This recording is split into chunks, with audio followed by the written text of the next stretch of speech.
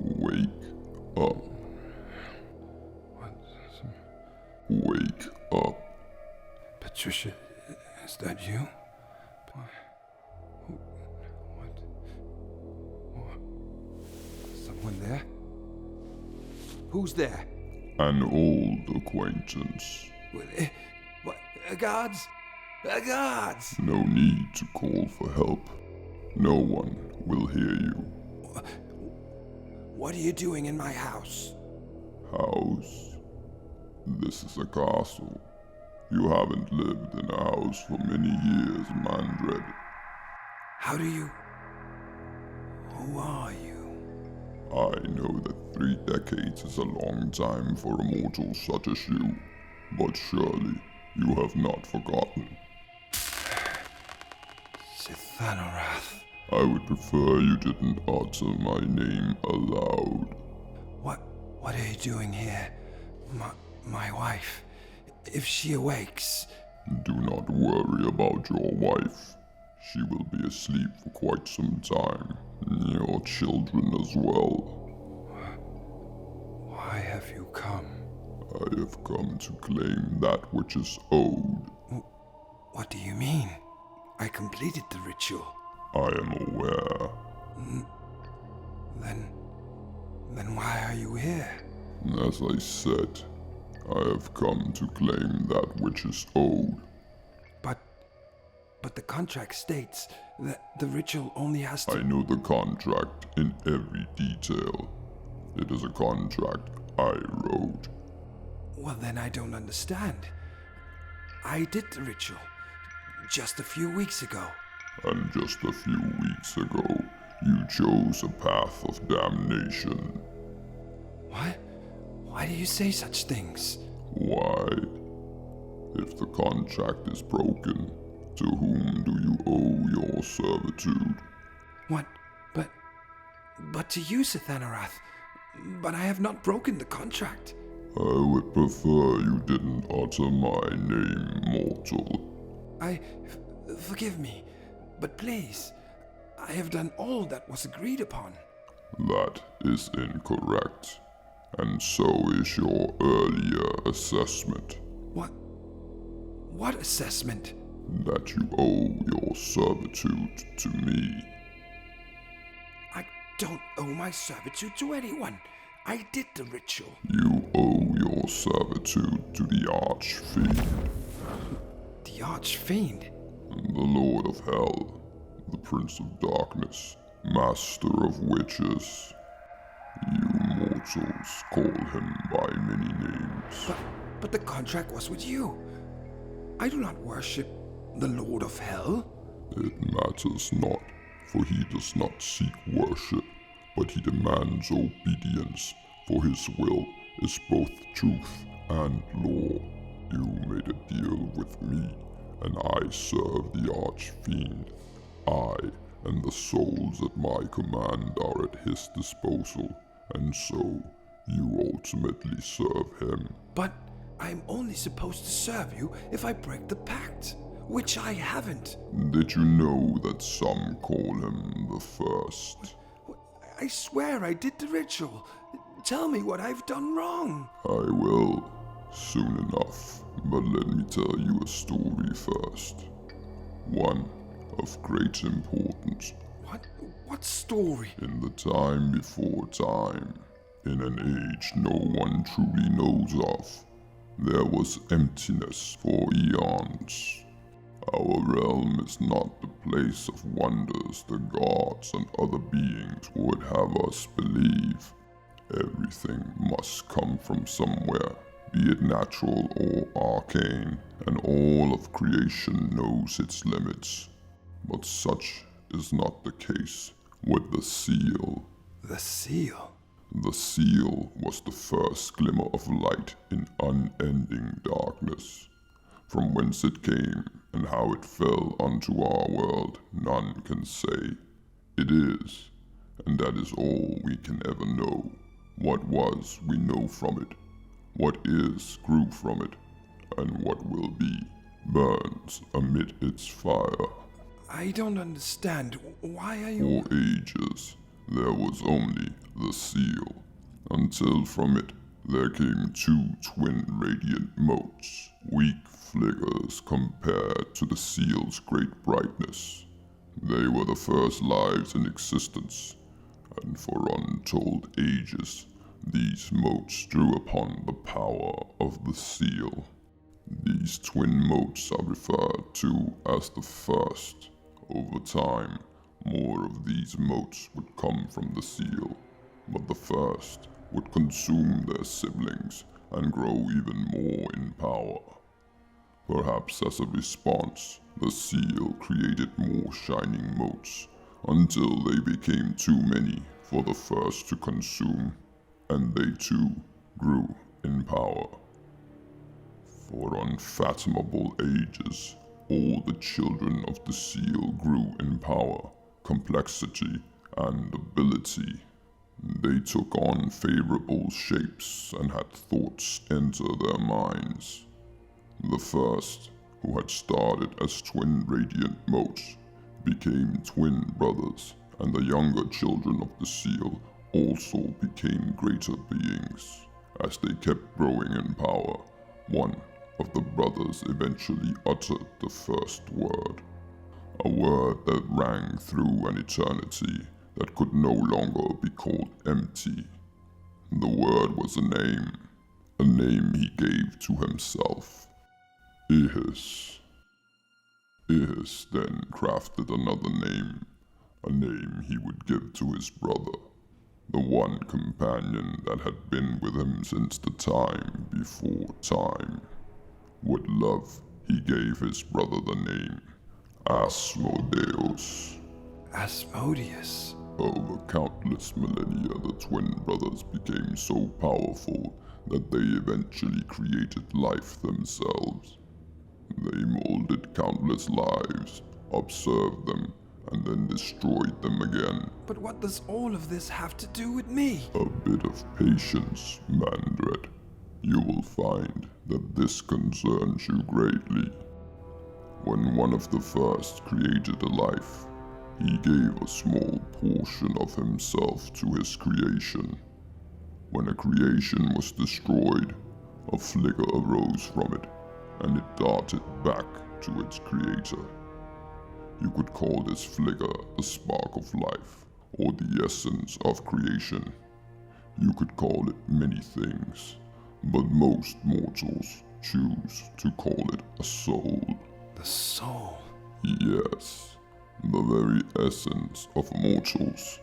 But as these lives were created, these mere mortals, they too grew in understanding and thought. They learned of their creators and of all the seal's children, and started calling them gods. But as time went on, Ihis saw that the lives they created were merely pets or playthings, and their essence, their soul, was only borrowed and always returned to their creator upon their demise. Ihis was troubled by this and sought his brother's counsel. Asmodeus comforted him and explained the truth of reality, that they were the first and that all others were less. Such was the order of existence.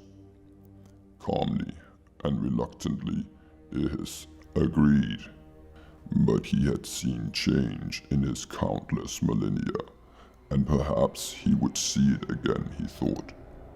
He consulted his younger siblings, most of whom agreed with Asmodeus, but there were some that shared his sympathy. Ihis was inspired to know he wasn't alone with such thoughts. He visited his favorite creation, his favorite world. He marveled over its development and felt pride and compassion. He touched the creatures that lived there and warmed them with gratitude and pleasure. He then annihilated every single one of them, thousands upon thousands, and he felt the terror, the pain, and the betrayal of his many children. As the minute things died, he spiritually cast off his possession of their life sparks and gave them a choice they never would have thought to possess. They were free to choose. Many of the life sparks returned to Ihis, accepting the wisdom of their creator. But others sought out his brother and joined him, and others joined some of the first's younger kin, while some drifted into the dark to find their own path. Ihis thought this a miracle and felt pride in knowing some of the life sparks wanted to be something else than slaves to their creator. Please, why are you... Asmodeus raged when he saw what his brother had done. He took Ihis and showed him eternities of efforts come to ruin. He showed him realms of madness and of horror formed by Ihis' loose souls. Ihis wept, for he saw countless worlds turn twisted, insane beings abusing his creations and creating horrible things beyond his imagining.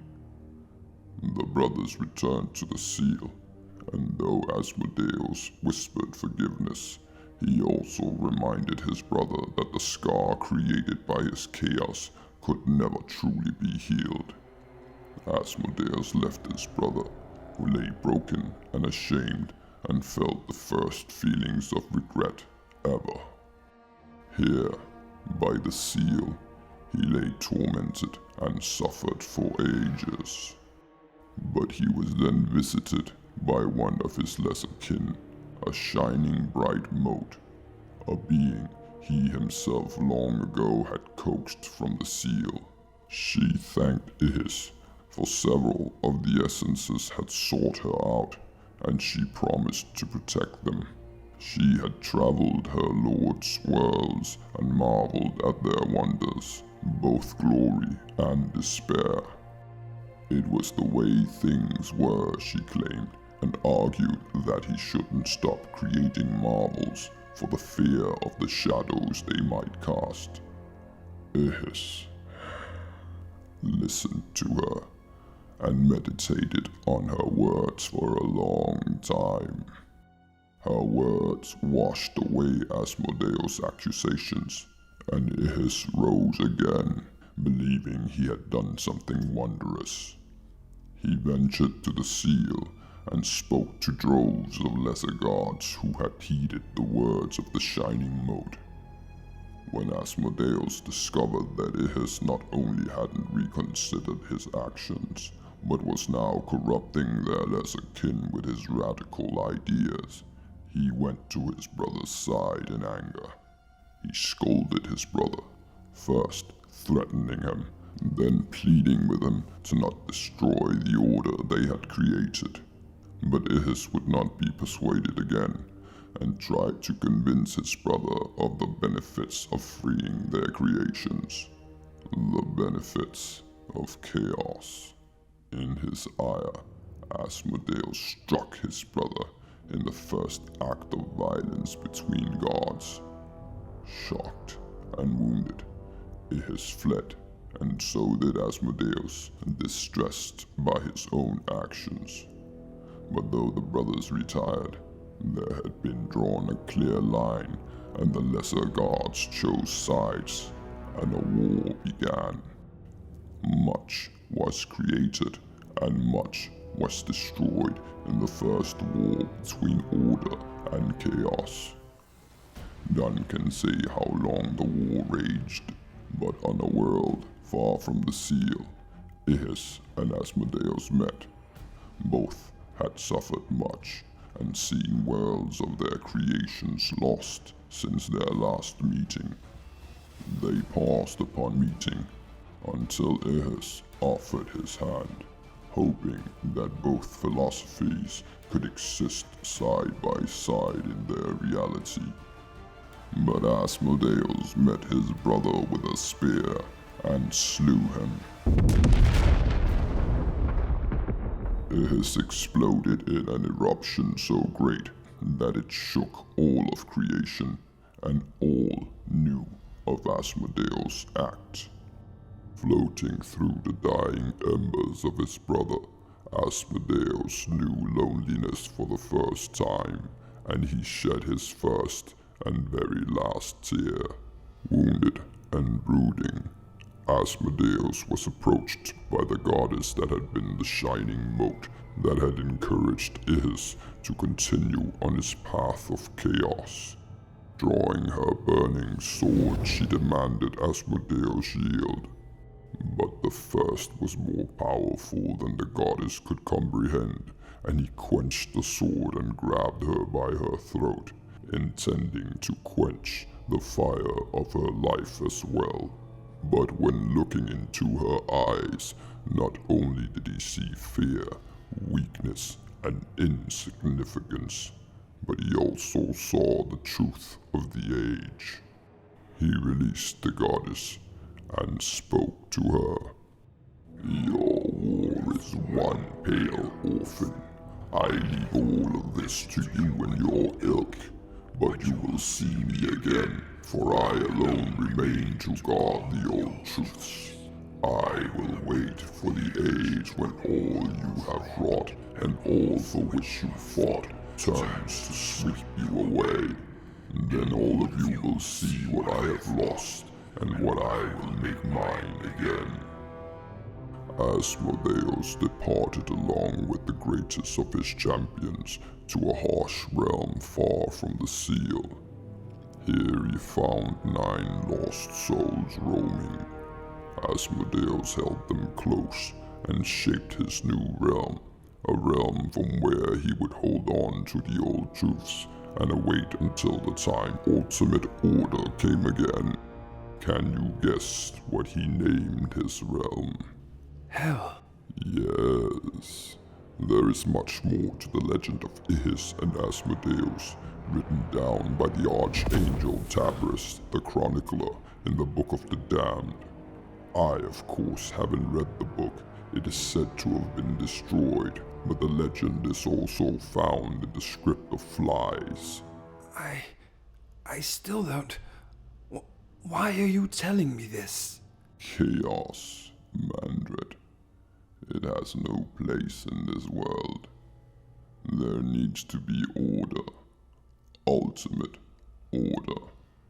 With chaos came war, murder among the gods, and destruction of one of the first. You speak in riddles. Why are you telling me about chaos and order? I am telling you why your soul is destined for hell. But it isn't. Why do you say that? I have kept my end of the bargain.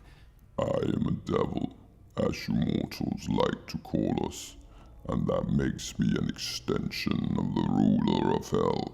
All in hell takes from the Dark Prince in one form or another.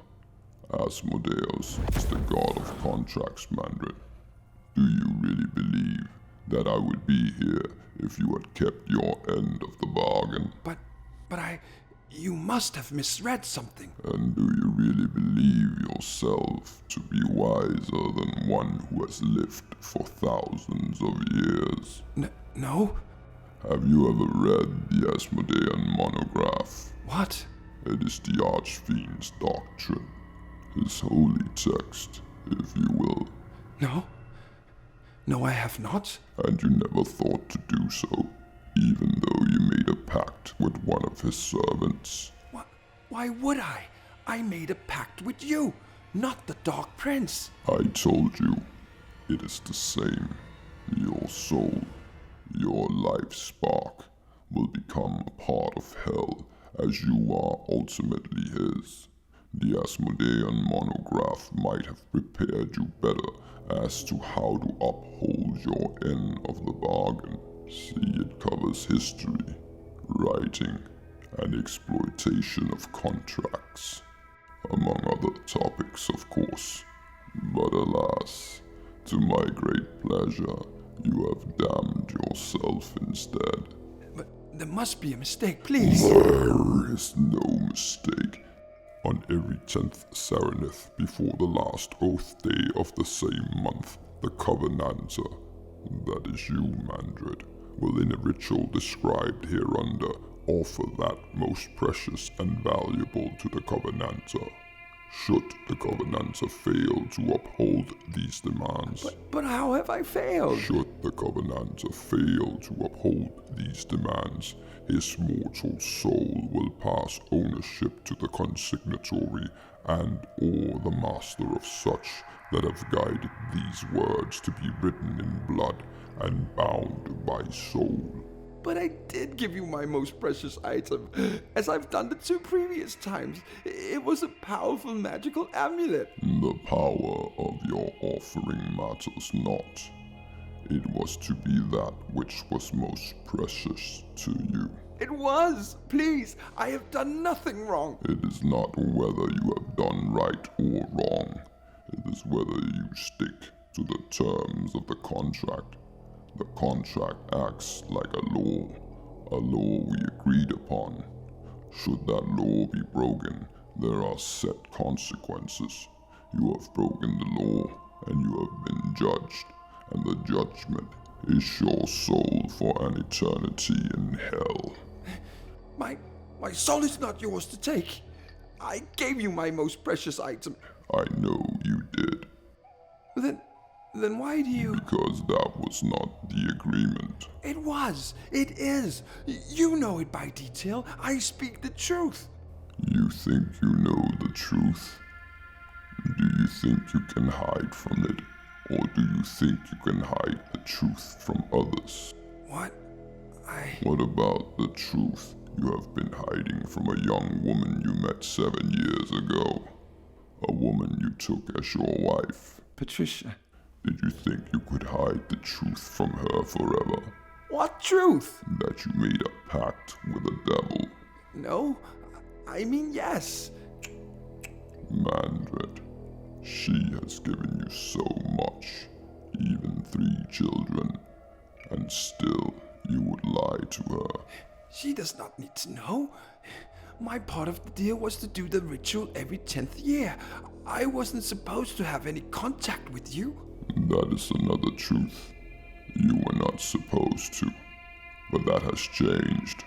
For all my years and knowledge, I never understood the intricacies of mortal love. To me, it seems so pathetic and pointless.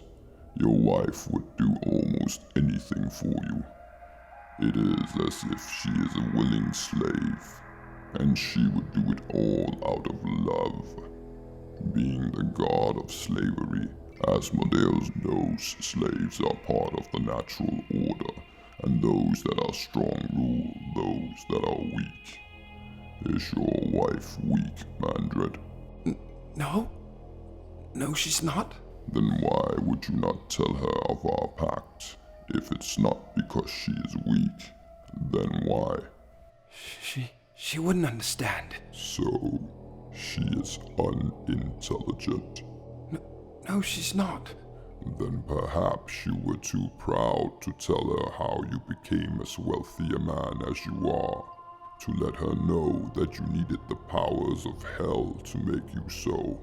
Asmodeus is the god of pride, but yours have led you down a path of damnation. You should have told her, Mandred. She might have helped you, advised you not to break our contract. I haven't broken it, please. Why are you tormenting me so? Your understanding of torment amuses me even more than your understanding of our pact.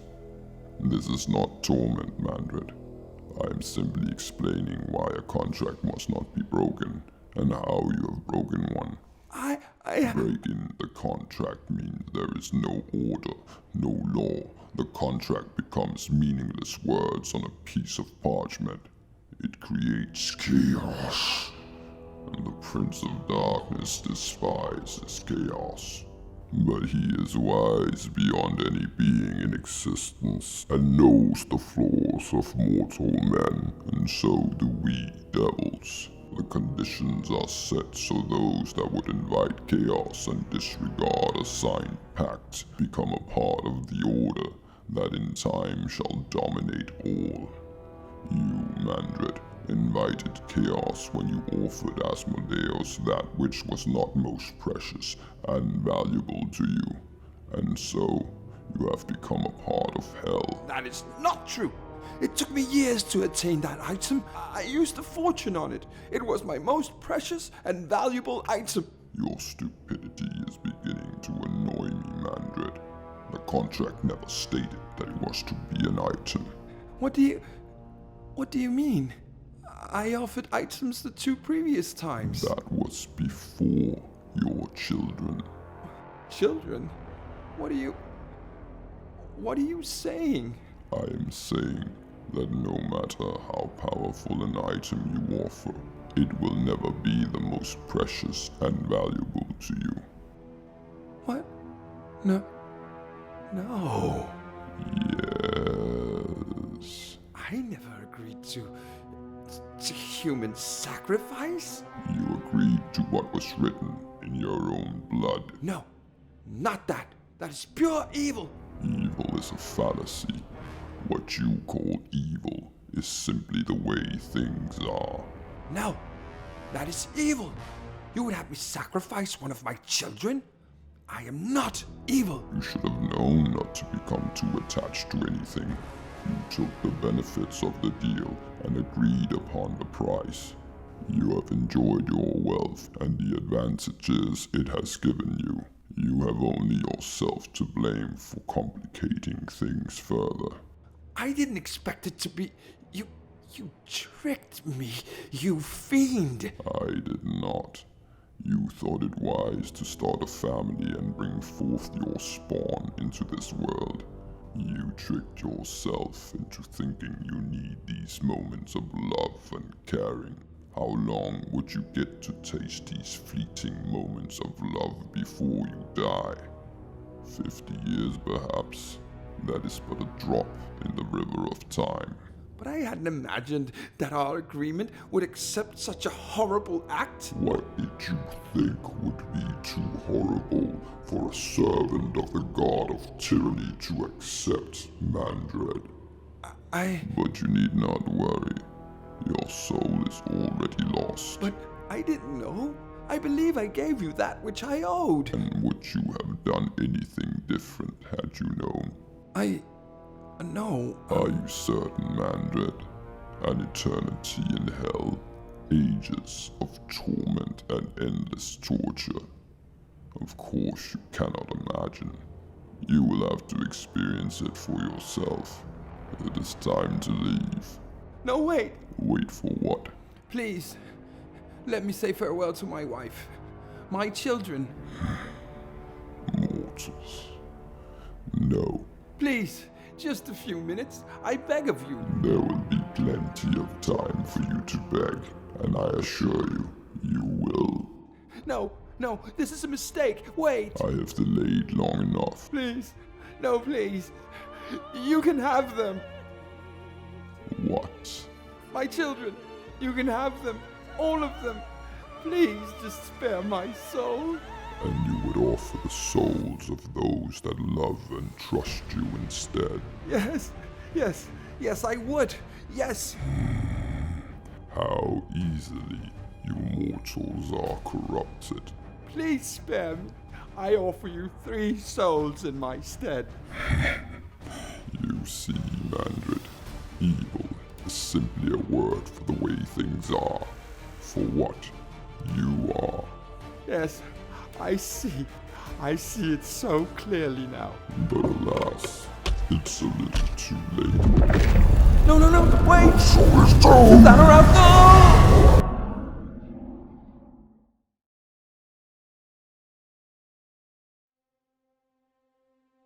Greetings. Thank you for watching the Tower of Tomes. If you like the content, please consider subscribing, liking, and commenting. Also, please have a look at the Tower of Tomes Patreon page. There will be a link in the description. Thank you so much for watching. I hope you enjoyed it.